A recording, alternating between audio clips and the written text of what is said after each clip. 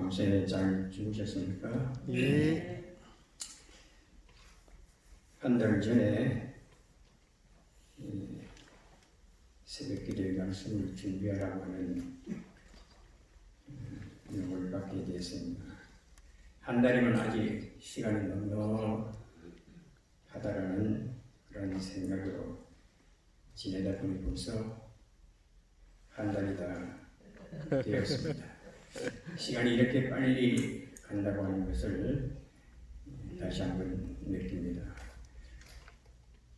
그러나 주어진 시간이기에 말씀을 준비를 했습니다. 오늘 말씀의 제목은 자유의 진리라고 하는 말씀입니다. 먼저 하나님의 말씀 누가복음 4장 18절에 있는 말씀을 제가 읽겠습니다. 누가복음 4장 18절. 누가복음 4장 18절에 있는 말씀입니다. 주의 성령이 내게 임하셨으니 이는 가난한 자에게 복음을 전하게 하시려고 내게 기름을 부으시고 나를 보내사 포로된 자에게 자유를 눈먼 자에게 다시 보게 함을 전파하며 눌린 자를 자유케 하고 주의 은혜의 해를 전파하게 하려 하심이라. 다시 구약 성경으로 넘어가서 이사야 61장 1절에 있는 말씀을 읽도록 하겠습니다. 욥기 시편 전문 이사야입니다. 이사야 61장 1절. 주 여호와의 신이 내게 임하였으니 이는 여호와께서 내게 기름을 부으사 가난한 자에게 아름다운 소식을 전하게 하려 하시니라. 나를 보내사 마음이 상한 자를 고치며 포로된 자에게 자유를 갇힌 자에게 노임을 전파하며 여호와의 은혜의 해와 우리 하나님의 신원의 날을 전파하여 모든 슬픈 자를 위로하되. 이 말씀은 예수님께서 광야에서의 시험을 이기시고 나사렛에 돌아오셔서 회당에서 강론하신 말씀으로 방금 두 성경절을 읽어주셨는데요. 이사야 61장 6절의 예언을 인용하셔서 예수님께서 이 땅에 오신 목적과 사명을 선포하신 것입니다. 즉 예수님께서 공생의 시작이 이 예언의 성취임을 천명하셨습니다. 다시 말씀드리면 예수님께서 이 땅에 오셔서 후속 사업을 시작하실 그 즈음에 무엇을 어떻게 하실 것인지에 대한 예수님의 할 일을 밝히신 것입니다. 그런데 이 중요한 일이 무엇인가? 바로 우리를 자유케 해 주시겠다고 하는 것입니다. 이 말씀은 그 당시 가난과 갇힘과 어두움과 억눌림으로부터 인생을 해방시켜 자유롭게 해 주시겠다는 뜻으로 예수님께서 이 땅에 오셔서 사람을 구원하시는 내용이 이러하다는 것입니다. 그런데 여기에서 생각해 보고자 하는 것은 자유가 이처럼 사람을 구원하는 중요한 요소가 되는 것일까 하는 것입니다. 예수님께서 하늘 보좌를 부리시고 이 땅에 오셔서 십자가에서 돌아가신 것이 인생을 자유롭게 하시기 위함이라는 말인가? 자유가 이처럼 중요한 것일까? 자유가 이처럼 중요한 것일까요? 네, 굉장히 중요한 것이죠. 이 지구에 사는 사람이 70억이 넘는다고 합니다. 이 70억이 넘는 사람들이 모두가 한결같이 이 자유를 위한 몸부림을 치면서 자유가 아니면 죽음을 달라고 할 만큼 이 자유는 중요한 것이라고 말씀드릴 수가 있겠습니다.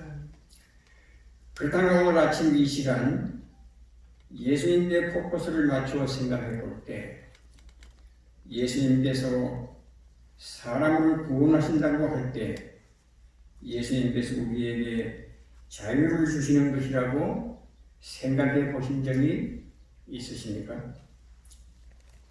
일반적으로 구원이라고 하는 개념은 이 부활을 통해서 육신의 생명을 천국에서 계속적으로 영속시켜주는 것이라 이렇게 생각을 하지 않습니까? 아니면 속절없는 정죄로부터 우리를 해방시켜 주는 것이라고 생각하시나요?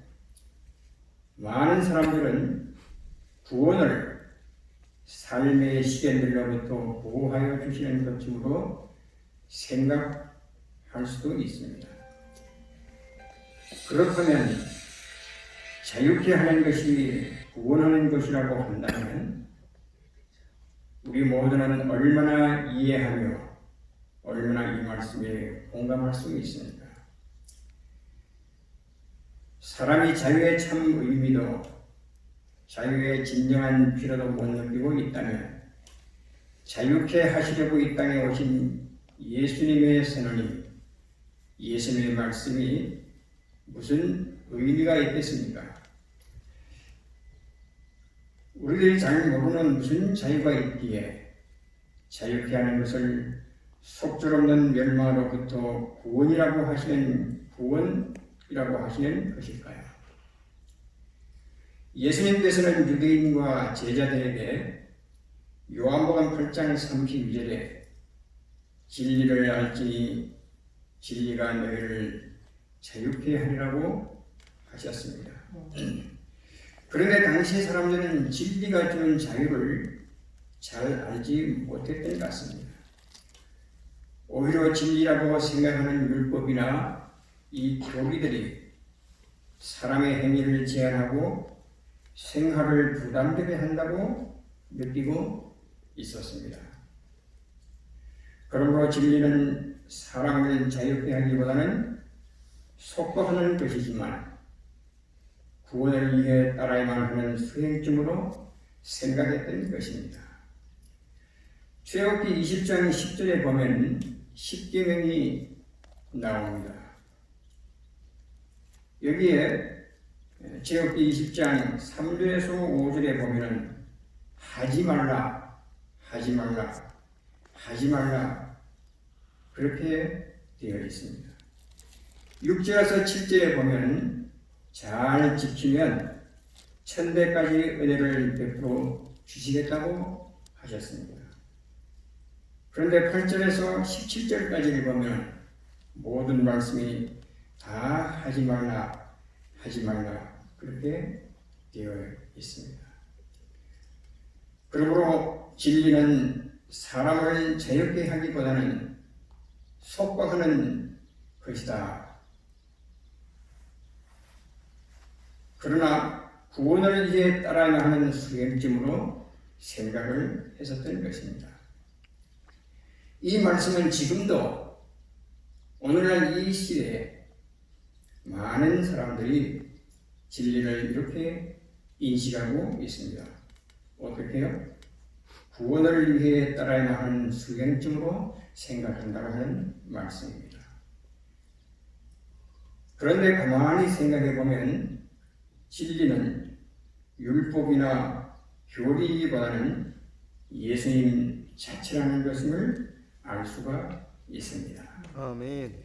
곧 다시 말씀드리면 태초부터 계셨던 말씀이 예수님이며 예수님이 곧 길이요 진리이며 진리가 우리를 자유케 한다는 말은 예수님께서 우리를 자유케 하신다는 말과 같은 것입니다.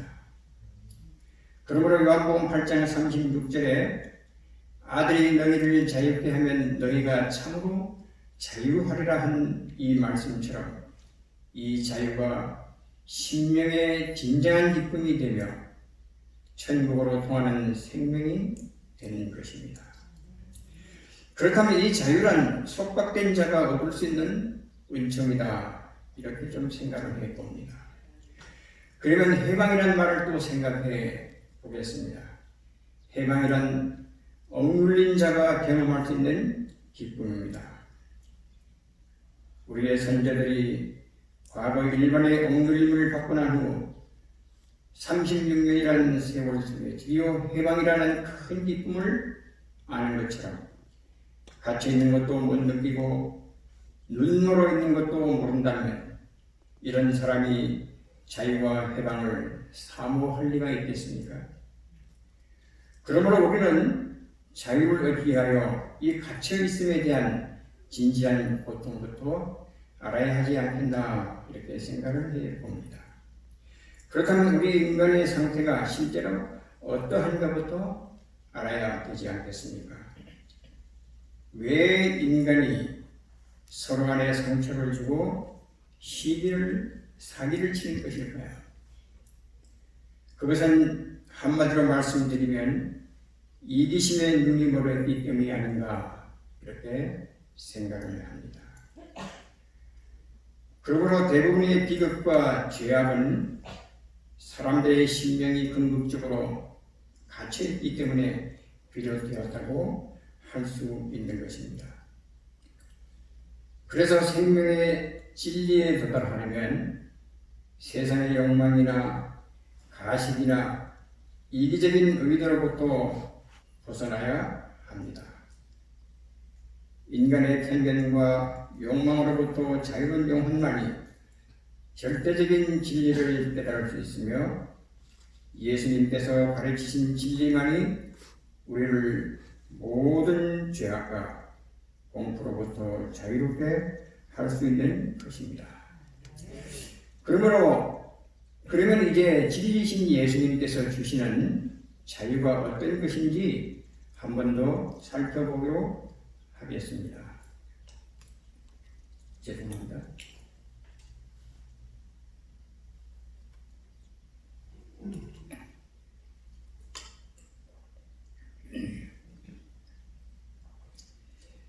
먼저 범죄로부터의 자유를 생각해 보겠습니다.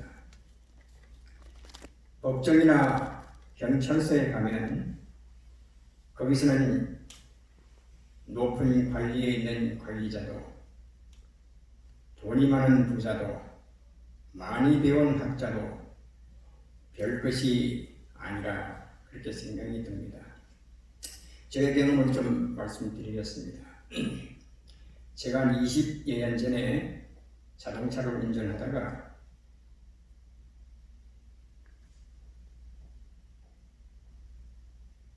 여하튼 뭔가 잘못해서 경찰서에 가게 되었습니다. 그러니까 저 말고도 한 두세 사람이 있었습니다.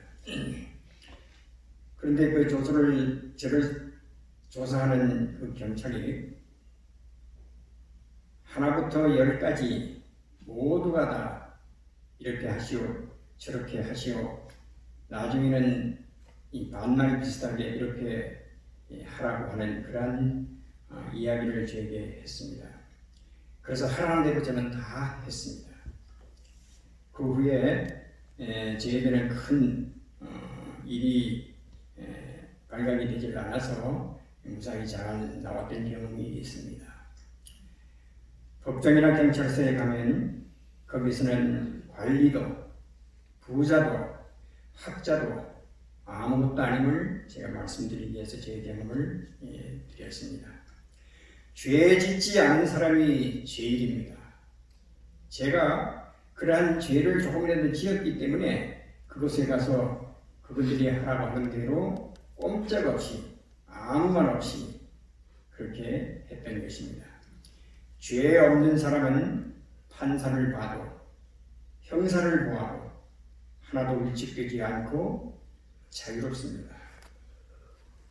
죄 없는 자가 자유를 만끽하는 것입니다. 죄 지은 사람은 자신도 모르게 놀라고 두려워하고 피하고 자유를 누릴 수가 없습니다. 창세기 3장 8절에부터 보면은 아담과 하와가 죄를 짓고 난 후에 스스로 나뭇가지 사이에 숨었다라고 그렇게 이야기를 합니다. 창세기 3장 8절에 있는 말씀을 제가 잠깐 읽어보겠습니다.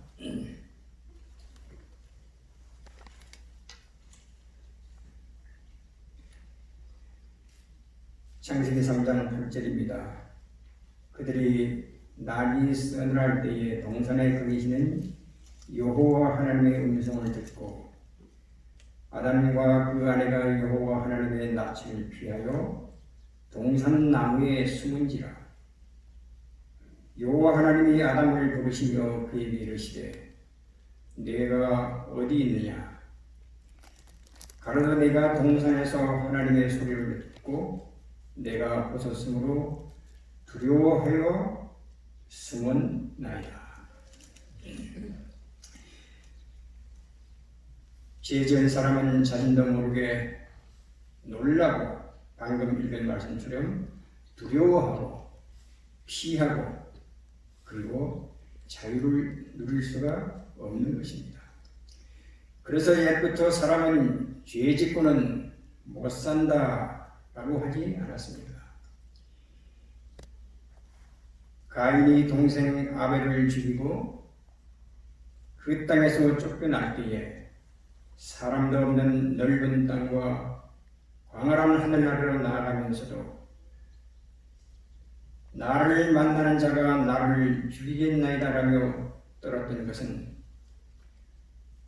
사람은 환경과 여건이 어떠하든지 간에 죄를 지으면 이미 마음속에서부터 쫓기고 죄의식의 공포에 엉들리며 자유가 사라진다는 것을 나타내고 있습니다. 다음 두 번째는 미신으로부터의 자유를 생각할 수 있겠습니다.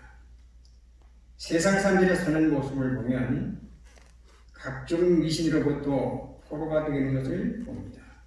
예를 들면 이사나 행사날을 정할 때에도 자유롭게 정하지를 못합니다. 사주팔자가 어떠다 하다 하면서 생각부터 벌써 속박을 받습니다. 즉 이런저런 속설에 매여 재수가 어떻다느니 하면서 불안해하곤 하죠. 그러나 우주의 주제시여 만물의 창조주를 알고 있는 사람은 이러한 미신으로부터 자유롭게 됩니다. 사랑의 하나님을 깨닫게 되면 모든 두려움으로부터 벗어나게 됩니다. 그리고 또 하나 세상의 헛된 욕심으로부터의 자유입니다. 권력을 탐하고 돈을 사랑하는 것은 일만하게 뿌리가 된다는 말씀을 우리는 너무나 잘 압니다. 이러한 교만심과 욕심이 범사의 판단력을 흐리게 하고 삶의 참 가치를 왜곡시키며 인간관계의 갈등을 유발합니다. 세상적 욕심은 남보다 더 잘되고자 하는 경쟁과 허영을 동반하게 되고 각종 사기와 유혹에 쉽게 넘어가게 된다는 것을 우리는 우리 주위에서 우리의 눈앞에서 자주 접하게 됩니다. 그러면 자유는 사라지게 되고 그 자유는 없어지게 되는 것입니다. 베드로가 진리이신 예수님을 바라보면서 물 위를 걸을 때는 그 발길이 안전했습니다. 그러나 인간적인 자랑이 마음속에 들어오자 눈길을 돌려서 동료들과 비교하게 되었습니다. 예를 들면 베드로가 이제 물 위를 가서 예수님께 하려고 하는데 마음속에 동료들과 비교하는 마음이 생겨서 봤지? 나 이런 사람이야. 나 봤지? 이렇게 자신의 가치를 마음껏 뽐내려고 할 때 그는 물속으로 빠져들게 되었다는 사실을 우리는 너무나 잘 압니다. 이 물속에는 자유가 없습니다. 잘못하면 질식만이 있습니다. 그러므로 세상으로부터 자유로워지려면 헛된 욕망으로부터 벗어나야 합니다. 이것이야말로 진리이신 예수님께서 주시는 큰 선물입니다. 예수님께서는 이런 모든 것들로부터 우리를 해방시키시는 분이십니다. 그래서 예수님의 사명은 인간을 자유케 하는 데 있다고 하셨고, 여러 가지 제도와 관습에 억눌리게 된 사람을 모두 해방시키듯이 악령의 정신과 갈등에 억눌려 있는 사람들을 해방시켜 주시기 위해 이 땅에 오신 것입니다. 바로 이러한 모든 자유가 진리를 알므로 예수님을 알므로 얻는 구원입니다. 그러므로 예수님께서는 창조주로서 우리의 존재와 생명의 한계까지도 초월하는 자유를 가르치십니다. 그리고 무엇보다도 중요한 자유는 우리 자신의 영혼의 자유일 것입니다. 이 시간, 이 아침 시간, 규정하기 어려운 영혼의 자유를 이런 깨달음을 통해서 경험하도록 성령 하나님께서 역사하시는 놀라운 삶이 되도록 기도드리면서 말씀을 마치겠습니다. 오늘도 저는 모든 분들에게 더 좋은 자유를 드리기 위해서 찬미 하나를 준비를 했습니다. 찬미는 30장입니다.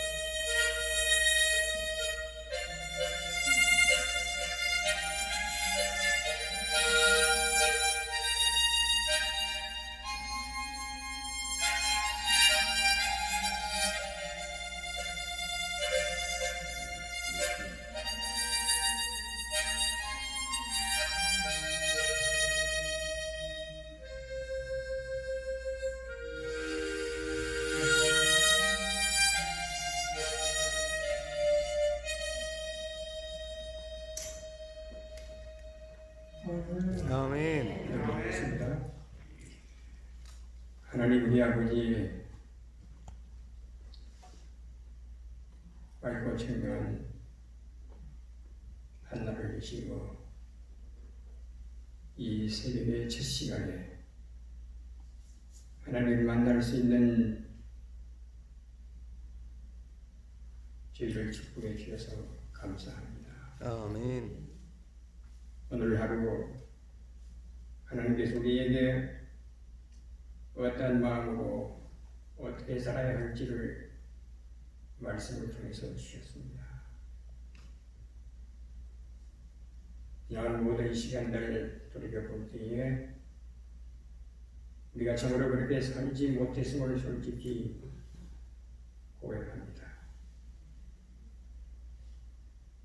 하나님, 우리를 불쌍히 보시고